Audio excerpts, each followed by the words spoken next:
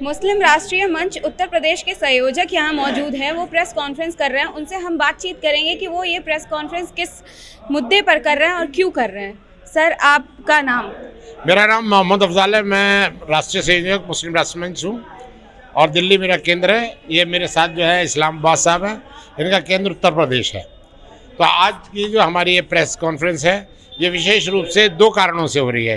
एक तो हम लोग मतदाता जागरूकता अभियान चला रखा पूरे उत्तर प्रदेश में पिछले 1 महीने से। उसका हमने जो कुछ भी था यहाँ बखान किया कि जो हमारा वो हमारे को जो सफलता मिली, जो हमारे साथ जो काम हुआ, वो सारी उसका एक हमने सारांश प्रस्तुत किया। साथ में हमारी एक बहन है यहाँ पे निखत, उनके साथ जो है ना कुछ आज सामाजिक तत्वों ने कुछ मारपीट करी, उसको भी हमने इसके अंदर उनके बारे में भी हमने जानकारी दी कि आजकल कुछ जो सामाजिक तत्व ये जो उथल पुथल जो चल रही है, जो ऐसा समय चल रहा है कि जिसमें सरकार नहीं होती, चुनाव आयोग होता है। और उस चुनाव आयोग के चक्कर में जो है ना कुछ लोग जो है ना जो इस तरह के सामाजिक तत्व जो है वो इस तरह से जागरूक हो गए और हमारे ख़ास तौर से हमारे कार्यकर्ताओं के साथ इस तरह का व्यवहार कर रहे हैं। तो इसके लिए हमने ये आज जो है पत्रकार वार्ता रखी थी। हमारा ये मानना है कि आज जिस तरह का माहौल है और जिस तरह की ज़रूरत है इस देश को, इस प्रदेश को, हमारा ये मानना है कि जो लोग सिर्फ तुष्टीकरण की जो है वो तुष्टीकरण का जो बात करते हैं उनके साथ नहीं देखे, बल्कि जो सबका साथ, सबका विकास, सबका विश्वास की बात करते हैं, ऐसी सरकार को हमें चुनना चाहिए। और हम लोग जो है ऐसे लोगों के साथ काम करना चाहिए जो एक किसी विशेष वर्ग के लिए काम ना करे, हिंदू मुस्लिम के काम ना, बल्कि पूरे भारतवर्षियों के लिए काम करे। और भारतवर्षियों के लिए काम करने का काम सिर्फ एक ही संगठन, एक ही जो है पार्टी कर रही है और एक ही वो कर रही है जो प्रदेश में और देश में दोनों जो डबल इंजन की सरकारें चल रही हैं। और इसी प्रकार का निज़ाम आगे भी कायम रहना चाहिए। मुस्लिम राष्ट्रीय मंच का ये मानना है। सर, गुंडा राज और माफियों को खत्म करने की बात की जा रही है, तो फिर ये जो हुआ है वो आपकी जो बहन है उनके साथ ऐसा कैसे हो गया? देखिए, ऐसा है, ये जो है ना कहीं असामाजिक तत्व हमेशा जिंदा रहते हैं। उनके जीवाणु कभी भी जागृत हो सकते हैं। सरकार उनके पीछे नहीं लगी हुई, लेकिन उनको ध्वस्त करने का काम सरकार का है। हमारा काम है सरकार को ये बात बताना कि ये जो है सामाजिक तत्व है और इनका निपटारा करना चाहिए और सरकार उनका निपटारा करेगी, हमें इस बात का यकीन है। सर, आजकल हिजाब का मामला बहुत ज़्यादा उछला हुआ है, तो आप हिजाब को किस नज़रिए से देखते हैं, इस प्रकरण को किस नज़रिए से? देखिए, हिजाब का जो मामला, जिस तरह की बात हमारे लोग कर रहे हैं, वो जो बच्ची जिसका नाम बार बार उछल रहा है, जिसका हिजाब का, वो बिना हिजाब के रहती थी। जो देखिए, एक बात सुनिए, हर जगह ड्रेस कोड होता है। जब आप घर में रहते हैं उसका ड्रेस कोड अलग होता है। आप घर में किस तरह से रहेंगे कि वहाँ पे भी क्या बुर्का ओढ़ के कोई रह सकता है? नहीं रह सकता। बाजार में रहोगे उसका ड्रेस कोड अलग होता है। क्लासरूम का ड्रेस कोड अलग होता है। और क्लासरूम के ड्रेस कोड को मानने के लिए जो है हम सब लोग, सारे समाज के लोग और हमारे जो पढ़ने वाले जितने स्टूडेंट हैं वो उसको मानने के लिए बाधित हैं। उन्हें ये कटिबद्धता दिखाई जाएगी कि हम जो है अपने स्कूल की इस ड्रेस कोड को मानते हैं। और उसके लिए जो नहीं मानता तो फिर आप जो शिक्षा का मंदिर है उसमें शिक्षा कैसे ग्रहण करेंगे? आप उसको भी राजनीतिक क्षेत्र बना देंगे। तो ये जो है दुष्टता है, ये कहीं ना कहीं दुरुपयोग है। हमारा जो हिजाब है उसके बारे में अगर जिस तरह की ये भावना प्रकट की जा रही है, ये दुरुपयोग है, सदुपयोग नहीं है। हिजाब का जो मायना जो कुरान और हदीस में जो दिए उसको मानो, जहाँ ज़रूरत है वहाँ मानो, लेकिन क्लासरूम में जहाँ गैर महरम होते हैं वहाँ मानो। जहाँ महरम है, गैर महरम जो जिससे पर्दा करना चाहिए, अगर पर्दा करना चाहिए वो करिए। जब महरम है, जहाँ पर हम लोग बचपन से एक साथ जवान हुए बड़े, तो वहाँ पे महरम नहीं होते, वहाँ पे हम सब बहन भाई होते हैं। तो हमें वहाँ पे हिजाब करने की ज़रूरत नहीं है। और जो इस तरह का काम करते हैं वो असामाजिक तत्व है और उनको हम लोगों को रोकना ही चाहिए। मुस्लिम राष्ट्रीय मंच से ऐसे लोगों का विरोध करती है। सर, हिजाब के मामलों को देखते हुए प्रशासन ने जो है टीका और कलावा जैसी चीज़ें भी बाधित कर दी हैं, उसको भी अब वो अपने उस पर लागू नहीं करते हैं, तो ये किस हद तक सही है? देखिए, टीका कलावा जो है, देखिए टीका तो क्लासरूम में जो मैं ये मानता हूँ ये अच्छी बात है। सरकार अगर कोई भी निर्णय लेती है ना, ये देश हित के अंदर जो निर्णय है वो सबसे सही है। आप मैं मुसलमान हूँ, मुझे अपनी मंदिर मस्जिद में, हम हिंदू हैं, हम मस्जिद में मंदिर में, हमें अपने धर्म की आस्था को पूरा करने का हमारा अधिकार है, उसको कोई चैलेंज नहीं कर सकता। हम अपने घर में जिस प्रकार से रहने उसका अधिकार है, लेकिन जब हम अपने क्लासरूम में जाएंगे तो फिर वहाँ के ड्रेस कोड का अधिकार है, उस स्कूल का अधिकार है, उस अधिकार को हम सबको मान्य होना चाहिए। अगर वो कहते हैं बिंदी लगाओ ठीक है, वो कहते हैं नहीं हिजाब नहीं करो तो ठीक है, और वो कहते हैं नहीं करो तो भी ठीक है, उनका ड्रेस कोड है, उसको मानना चाहिए, हमें उसके ऊपर कोई टिप्पणी करने का अधिकार नहीं है। मैम आपके साथ कुछ ऐसा क्या कुछ हुआ है जिसकी वजह से ऐसा हो गया है आपके साथ? मैं मुस्लिम राष्ट्रीय मंच में एक जो सामाजिक संगठन में मैं उसमें काम करती हूँ, और इसलिए कि क्योंकि ये महिलाओं के लिए और अपने मुसलमानों की कौम के लिए बहुत अच्छा हमारी संगठन काम कर रही है।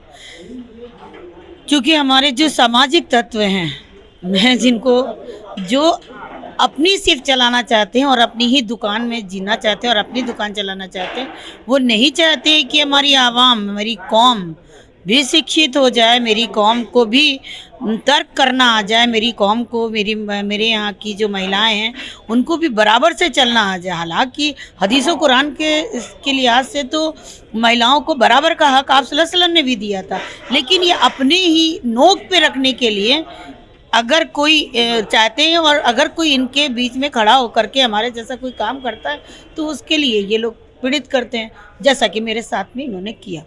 इनको लगता है कि मैं कौम के ख़िलाफ़ हूँ, इस्लाम के ख़िलाफ़ जा रही हूँ।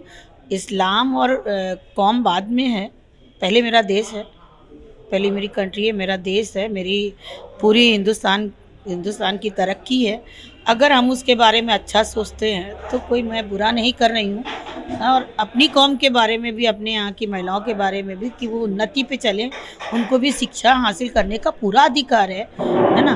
पूरी तरीके से वो स्वतंत्र हैं, जब कुरान में, हदीस में हर हवाले से और जहाँ पे रहते हैं उसके हवाले से भी पूरी तरीके से महिलाएं स्वतंत्र हैं। तो फिर इनके पर पाबंदी क्यों, किस तरह की क्यों पाबंदी है? युग बढ़ रहा है, अगर महिलाएं तरक्की नहीं करेंगी तो आने वाली संतानें कैसे तरक्की करेंगी? हर कुछ क्या पुरुष ही कर लेंगे? ये चीज़ें उनको खली, और जब खली हैं तो उन्होंने मुझ पर अटैक किए। उनका कहना है कि आप मदरसा चलाते, क्योंकि मैं एक मदरसा चलाती हूँ, मेरे यहाँ यतीम और गरीब बच्चियाँ पढ़ती हैं, जो तलाकशुदा माँओं की बेटियाँ हैं। मैंने खुद अपने यहाँ में से देखा है, उनकी पीड़ा देखी है, तो उनके लिए काम करती हूँ। तो उनको लगता है कि ये जो है कौम के ख़िलाफ़ काम कर रही हैं, ये उनका आरोप रहता है, जबकि ये कौम के ख़िलाफ़ नहीं, मैं तो एक समाज का काम कर रही हूँ, और समाज में सब समानांतर है, कोई हिंदू नहीं, कोई मुस्लिम नहीं है। क्यों हम उसको एकदम पैक करके, एकदम बना के क्यों रखें हम? तो उनको तकलीफ़ हुई, और तकलीफ़ में उन्होंने मेरे घर के अंदर घुस करके पहले मेरे यहाँ की बेटियों के जो है एक तरीके की इज्जत पे हमला किया, कपड़े फाड़ दिए, मारा पीटा और मुझे धमकाते रहे, है ना। और उसके बाद जब से मैंने ज्वाइन किया, जब से वो बराबर मुझे धमकियां देते रहते हैं कि इस विंग में काम मत करो, ये आरएसएस की विंग है। अरे भाई, आरएसएस की विंग नहीं है, आरएसएस में की विंग नहीं है, वो हमारे सिर्फ मार्गदर्शक हैं। हम सारा कुछ उन्हीं के उस पर नहीं चलते हैं, हम और तमाम भलाइयों के साथ में चलते हैं। लेकिन उनका ये मत है कि आप आरएसएस की विंग है, इसमें आपको काम नहीं करना चाहिए। पहले धमकियां दी, समझाया, फिर उसके बाद घर में अटैक किया, लड़कियों के कपड़े लत्ते फाड़े पुड़े।